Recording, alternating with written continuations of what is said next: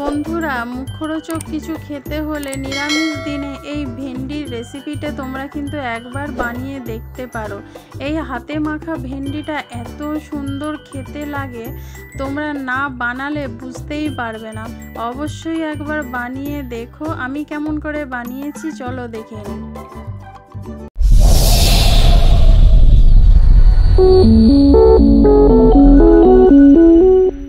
এখানে আমি 500 গ্রাম ঢ্যাঁড়সকে ধুয়ে পরিষ্কার করে আমি কেটে নিয়েছি। দেখো, যেগুলো ছোট সেগুলো আমি সামনের দিকটা পেছনের দিকটা কেটে নিয়েছি, আর যেগুলো বড় সেগুলো দু টুকরো করে নিয়েছি। এবার কড়ার মধ্যে আমি 1 চামচের মতন তেল দিয়ে ঢ্যাঁড়সটা আমি একটু ভেজে নেব।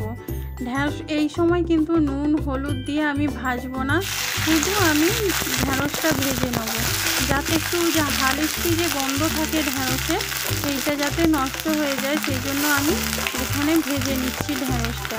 দেখো, সব ঢ্যাঁড়সগুলো আমি দিয়ে একদম হালকা আছে আমি এটা একটু ভেজে নেবো। এটা একটু চাপা দিয়ে তোমরা ভাজবে, যাতে ভালোভাবে একটু ভাজা হয়ে যায়, কিন্তু একদম লাল লাল করে বেশিক্ষণ ভাজতে হবে না, হালকা করে একটু ভেজে নিলেই কিন্তু হয়ে যাবে। এখানে আমি চাপা খুলে তোমাদেরকে দেখাচ্ছি। দেখো কত সুন্দর ভাজা হয়ে গেছে। আমি একটু হালকা করে ভেজে নিয়েছি, কিন্তু ঢ্যাঁড়সের যে সবুজ রং সেটা কিন্তু ঠিক আছে, এরকম করেই কিন্তু ভেজে নিতে হবে। দেখো, এবার আমি এটাকে নামিয়ে নেবো। আমার ভাজা হয়ে গেছে ঢ্যাঁড়সটা, আমি এবার নামিয়ে নিচ্ছি। এখানে ঢ্যাঁড়সটা আমি প্লেটের মধ্যে নিয়ে ঠান্ডা হতে দিয়েছি। এবার এই বাটির মধ্যে আমি 1 চামচ সর্ষে, 1 চামচ জিরে, গোটা জিরে, আর 1 চামচ রাঁধুনি এখানে দিয়ে দেবো। এবার এর মধ্যে আমি 1/2 চামচ একটু পোস্ত দিচ্ছি। এটা তোমরা দিতেও পারো নাও পারো, পোস্তটা অপশনাল। আর 3টে কাঁচা লঙ্কা দিয়ে এর পেস্ট বানিয়ে নেব। এবার ঢ্যাঁড়সটা এখানে ঠান্ডা হয়ে গেছে। এবার এর মধ্যে স্বাদ মতো নুন আর হলুদটা আমি দিয়ে দিচ্ছি। আর এবার আমি এখানে কাশ্মীরি লঙ্কার গুঁড়ো দেবো, এমনি ঝাল লঙ্কার গুঁড়ো কিন্তু দেব না, যেহেতু আমি কাঁচা লঙ্কা 3টে দিয়েছি। তোমরা তোমাদের পছন্দ অনুযায়ী ঝাল দেবে, তবে এই নিরামিষ ভেন্ডিটাতে কিন্তু একটু ঝাল ঝাল নুন নুন কিন্তু ভালো লাগবে গরম ভাতের সাথে খেতে। তোমরা রুটির সাথেও কিন্তু এটা খেতে পারো। এবার আমি বেটে রাখা যে মশলাটা সেটা আমি এখানে দিয়ে দেবো। রাঁধুনি সর্ষে যে বেটেছিলাম সেই মশলাটা আমি এখানে দিয়ে দিচ্ছি। এই সব কিছু দিয়ে একসঙ্গে আমি একটু ভালো করে মাখিয়ে নেব। দেখো, সব মশলাটা আমার এখানে দেওয়া হয়ে গেছে।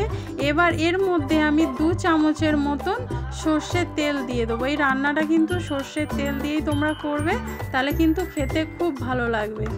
এবার আমি আস্তে করে সব ঢ্যাঁড়সগুলো এই মশলার সাথে আমি মাখিয়ে নিচ্ছি।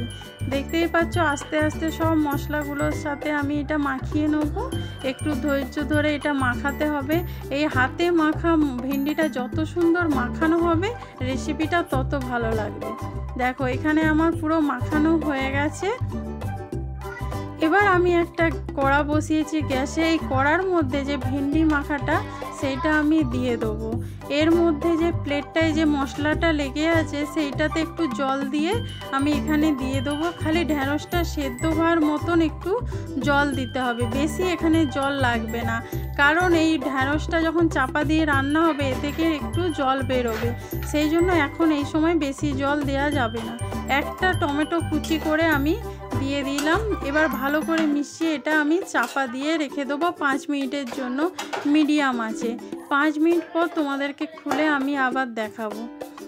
হ্যাঁ বন্ধুরা, যেসব বন্ধু আমার ভিডিও দেখছো তাদেরকে অনেক অনেক ধন্যবাদ আমার চ্যানেলে সময় দেওয়ার জন্য।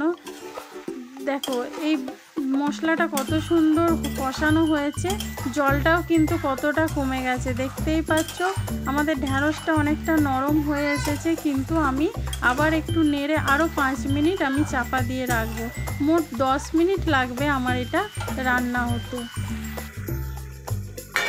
দেখো, আবার তোমাদের চাপা খুলে আমি একটু দেখাচ্ছি।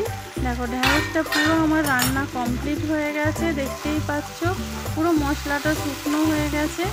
এবার নামানোর আগে আমি একটু কাঁচা সর্ষের তেল দিয়ে দেবো, যেহেতু সর্ষে পোস্ত রয়েছে সেই জন্য এখানে একটু সর্ষের তেল দিলে কিন্তু খেতে খুব ভালো লাগবে।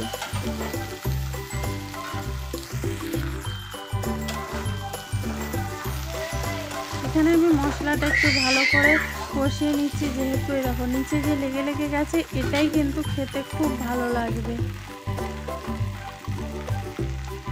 এবার আমি এখানে একটু কাঁচা সর্ষের তেল দেখো দিয়ে দিলাম। এবার আমি ভালো করে মিশিয়ে নামিয়ে নেব। আর যেসব নতুন বন্ধু আমার ভিডিও দেখছো তারা আমার চ্যানেলটা সাবস্ক্রাইব করে বেল আইকনটা ক্লিক করে দিও।